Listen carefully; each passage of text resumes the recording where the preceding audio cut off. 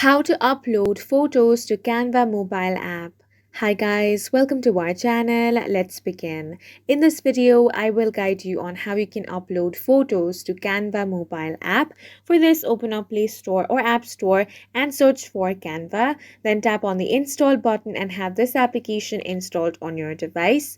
After it has been installed, tap open the Canva app. Make sure to sign into your account. Now, you want to open up any template from here. So I'm going to open this one over here.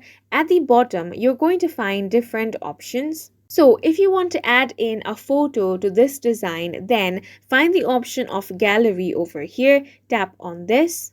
Now, all the pictures in your gallery will show up in this way. Go ahead and select whichever you want.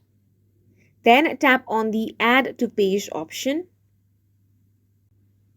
As you can see, the picture has been successfully uploaded over here. Now you can edit this however you want. You can also resize it in this way. Now, once you're happy with this, tap on this download icon over here. And from here, you can easily download your picture. This is how you can upload photos to Canva mobile, and that's it for this video. If you found it helpful, please make sure to hit the like button and subscribe for more videos like this.